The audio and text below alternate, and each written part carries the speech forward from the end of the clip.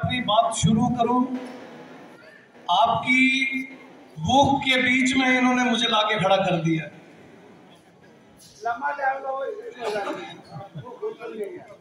मैं अपनी बात रखूंगा, जिसको ज्यादा भूख लगी हो उस पर कोई पाबंदी नहीं है, अगर वो खाना खाने जाना चाहे तो जा सकता है, क्योंकि पेट की भूख और दिमाग की भूख के बीच में जब लड़ाई लगती है तो अक्लमंद लोग दिमाग की भूख के बारे में सोचते हैं।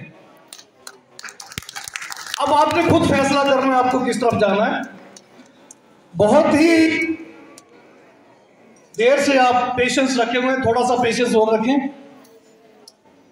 तथागत गौतम बुद्ध से लेकर बाबा साहब डॉक्टर भीमराव अंबेडकर जी तक जितने भी महामानव हुए हैं और उनके बाद इस मूवमेंट को लेकर आगे जो लोग चले हैं और जो आज चल रहे हैं और जिन्होंने ये प्रोग्राम आज यहाँ पे रखा है, उन सबको नमन करते हुए बहुत ही सम्मानित मंच, सबका नाम नहीं ले पाऊंगा क्योंकि कुछ एक को मैं नहीं जानता तो बेअदबी हो जाएगी, बहुत ही सम्मानित मंच और बहुत ही सम्मानित पंडाल में बैठे हुए मेरे मूल निवासी बहुजन समाज के लोग, सभी माताओं, बहनों, साथियों, बुजुर्गों, बच्चों को मेरा जय भीम, जय भारत, जय मूल निवासी, नमो बुद्धाय। साथियों, बहुत से लोगों ने बहुत सी बातें बताई और मुझे इस बात का पूरा विश्वास है कि काफी बार वो बातें आपने सुनी भी होंगी। अब चूंकि लोग जागृत हैं, बोलने वाले बड़े जानकार हो चुके हैं, तो बातों की ये रेपिटेशन होती रहती है ताकि आपको ये बात कहीं भूल ना जाए, प्रचार प्रसार चलता रहना चाहिए। लेकिन कुछ एक बुनियादी बातें जो मेरे पूर्व वक्ताओं ने छेड़ी, शायद समय की कमी के कारण वो उसको कहीं कंक्लूड नहीं कर पाए। मैं बहुत ज्यादा जानकार तो नहीं हूं, मगर थोड़ा सा क्रिटिकल एनालिसिस चीजों का करता रहता हूं। बाबा साहब डॉक्टर भीमराव अंबेडकर जी 3 लोगों को अपना गुरु मानते हैं। पहला तथागत गौतम बुद्ध, दूसरा क्रांति युग पुरुष कबीर साहब और तीसरा राष्ट्रपिता महामना ज्योतिबा फुले। बुद्ध को क्यों वो अपना गुरु मानते हैं? क्योंकि समता, स्वतंत्रता, बंधुता और न्याय पर आधारित समाज का जो सपना उन्होंने देखा,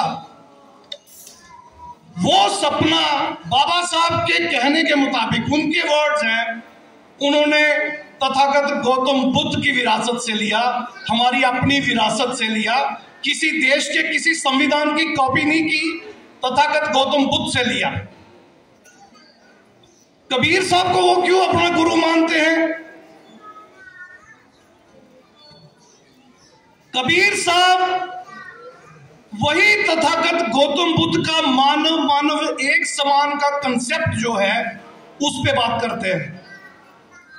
कबीर साहब के समय में इस्लाम भी था, हिंदू धर्म भी था, तब सिखिज्म नहीं था, और कबीर साहब ने दोनों धर्मों के धर्मांतरों को, रूढ़ियों, परंपराओं को और अंधविश्वासों को बड़ी बुरी तरह से रोंदा कुचला, अपनी वाणी से उनको निस्तनाबूद करने की कोशिश की।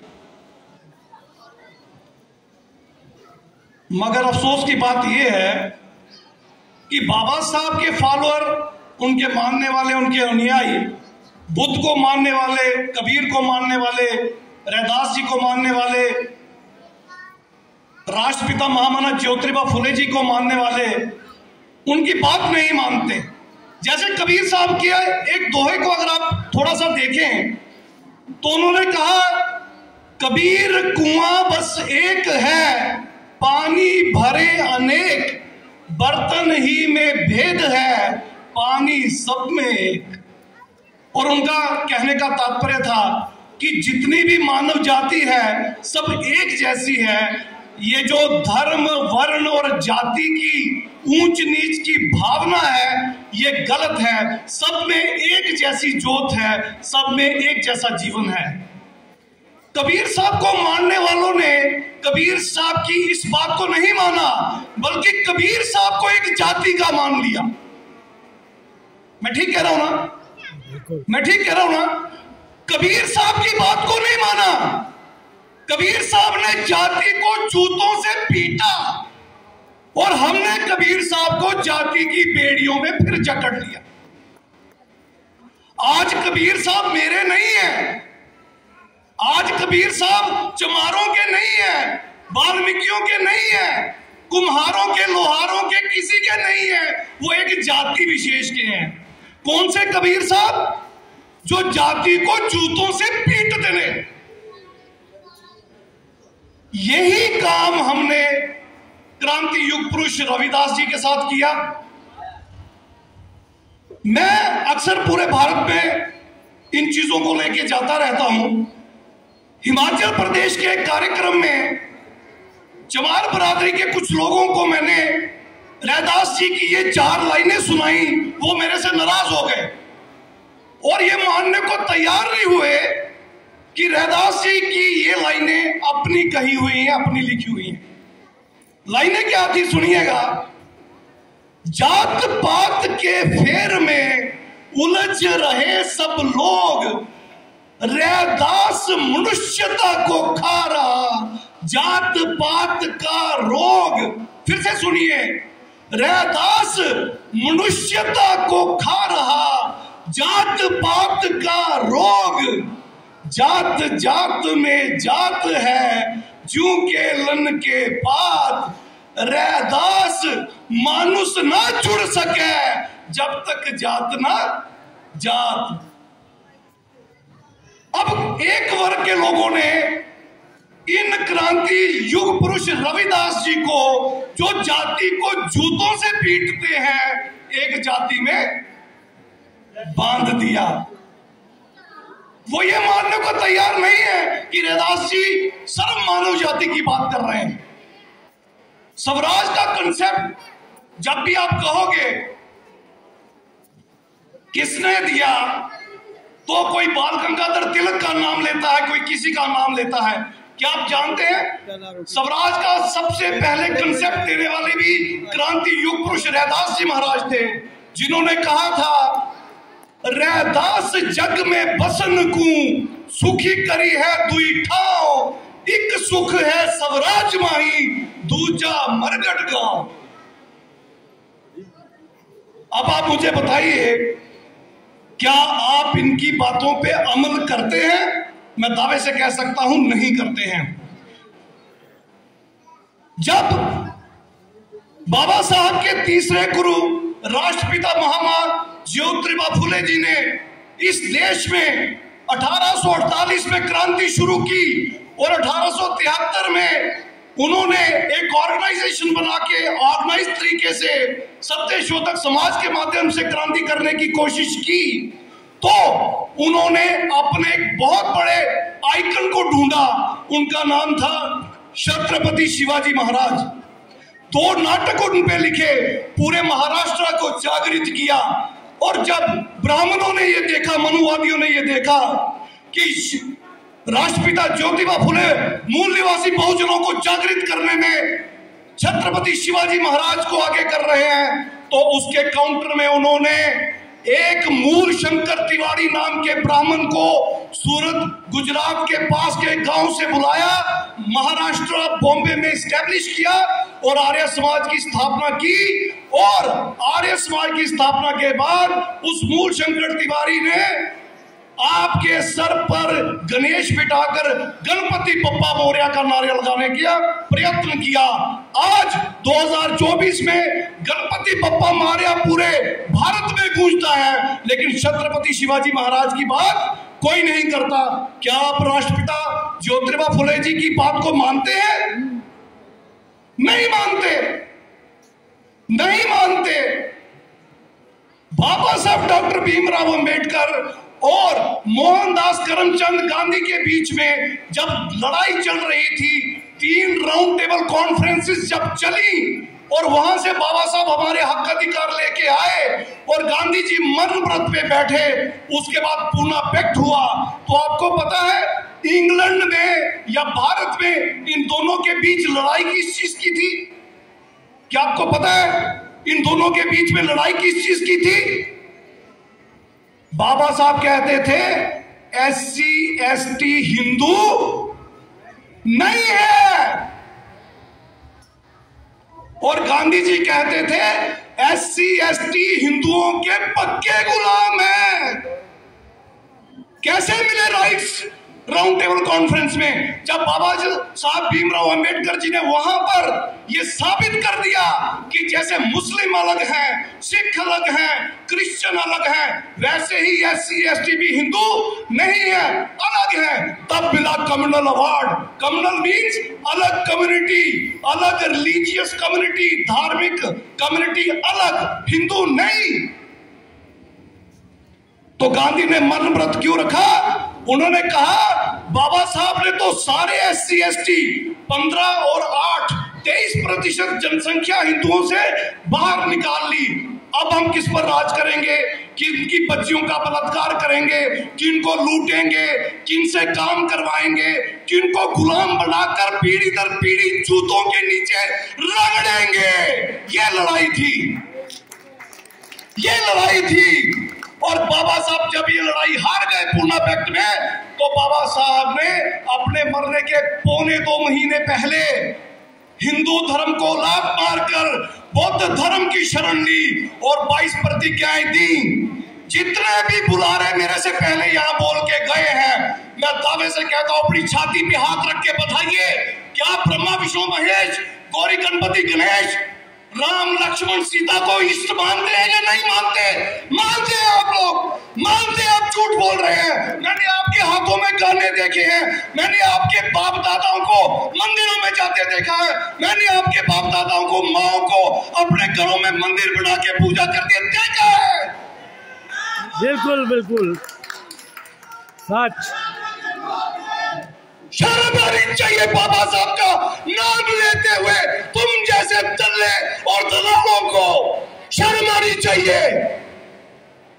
क्या मजाक बना के रखा है?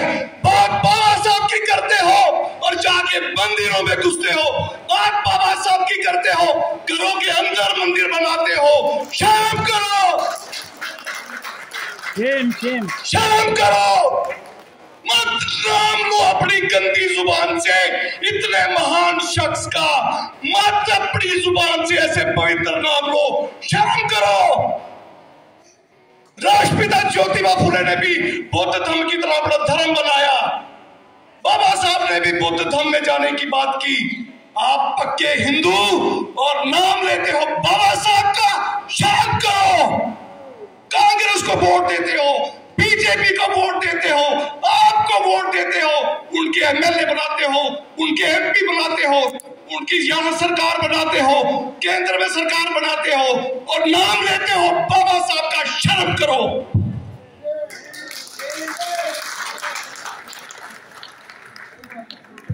वो आर्य समाज जिसने आपको बर्बाद कर दिया, आप वहां भी जाते हो।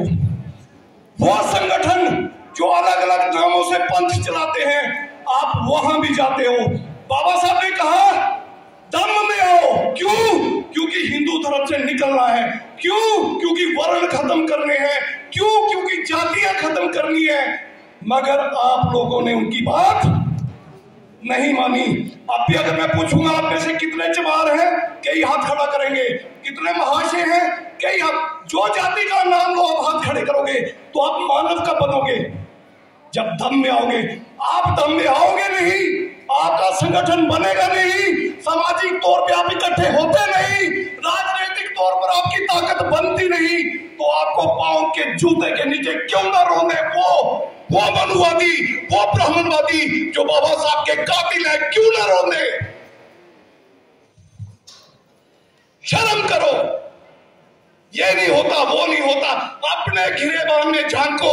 तुम बेईमान हो, इसलिए बाबा साहब के गद्दार तुम हो, ब्राह्मण क्षत्रिय वैश्य नहीं। वो उनके पैरोकार थोड़ी है, वो थोड़ी इसके गद्दार है, तुम गद्दार हो। अपनी कौन से गद्दारियां करते हो? आज ब्राह्मणवाद शब्द बदल दो और हर बंदा अपने नाम के साथ दूसरा शब्द लगाए, जाति सूचक शब्द लगाए। अगर किसी का नाम तरसेम लाल है अगर वो चमार है तो वो लिखे तरसेम लाल चमारवादी, अगर वो मेघ है लिखे मेघवादी, अगर महाशा है लिखे महाशावादी, नाई है लिखे नाईवादी, अगर वो लोहार है लिखे लोहारवादी। तरखान तुम सब वादी हो, इंसान नहीं हो। जैसे कुत्ते की जाति, जैसे घोड़े की जाति, जैसे सुअर की जाति, वैसे ही तुम्हारी भी जाति है, तुम मानव नहीं हो। अगर तुम मानव होते तो इस मानव के बच्चे होते, अगर तुम इस मानव के बच्चे होते तो आज तुम इस देश पे एक छत्र राज कर रहे होते। केंद्र की सरकार हो या किसी भी राज्य की सरकार या यूटी पे हमारा अधिकार, इस देश के सभी शासन, प्रशासन, न्यायपालिका, मीडिया और समस्त साधनों संसाधनों पर हम 90% लोगों का एकाधिकार होना चाहिए था। हो सकता है आज भी अगर आप ईमानदार हो जाओ, मगर तुम बेईमान हो नहीं होगा, नहीं होगा। मैं यहां बैठा था, जो मुझे नहीं जानते होंगे कई पूछ रहे होंगे ये किस जाति का है। गुरदासपुर के तकरीबन प्रोग्राम्स में मुझे बुलाया जाता था। जब वहां की एक खास बिरादरी को पता चला कि मैं फलानी जाति का हूं, आज तक नहीं बुलाया। बेईमान है हम लोग, बेईमान है हम लोग। हमारा दुश्मन मुस्लिम नहीं, पाकिस्तान नहीं, अमेरिका, इंग्लैंड नहीं। हमारा दुश्मन तो ब्राह्मण, क्षत्रिय, वैश्य भी नहीं। हम तो खुद के खुद दुश्मन है, जातिवादी है, मनवादी है। जितनी भी बिरादरियों की सभाएं हैं, सारे अपनी अपनी बिरादरी को कहते हैं इकट्ठा हो जाओ। 6743 जातियां हैं। भारत की 90% आबादी 6743 टुकड़ों में बटेगी तो ब्राह्मण जूते से पीटेगा नहीं क्या? क्षत्रिय और वैश्य में जूते से नहीं पीटेगा, पक्का पीटेगा। तुम बढ़ते रहो, पीटता रहेगा। जब तक ये बिरादरियां जाति के नाम पे बनती रहेंगी, जब तक संगठन, बिरादरियां और छोटे छोटे ग्रुप अपने अहंकार के लिए बनते रहेंगे, बाबा साहब को कभी नमन मत करना, कभी नमन मत करना। जितने मनुवादी हो, जितने ब्राह्मणवादी हो, खबरदार अपनी इस अपवित्र गंदी सलील जुबान से इस महान शख्स का नाम लिया तो मैं वार्निंग दे रहा हूं। अगर हम ताकत में आए तो ऐसे लोगों को नहीं बख्शेंगे। हम किसी ब्राह्मण, क्षत्रिय, वैश्य को कुछ नहीं करेंगे, मगर अपनी कौम के गद्दारों को मार डालेंगे। हम नहीं बख्शेंगे। आप लोग बाबा साहब का नाम मत लीजिए। लेना है तो जातिवाद को खत्म कीजिए, वर्णवाद को खत्म कीजिए, हिंदू धर्म छोड़िए, धर्म में आइए, फिर नाम लीजिए। इन शब्दों के साथ बहुत बहुत शुक्रिया। जय भीम, जय भारत, जय मूल निवासी। नमो बुद्धाय साथी।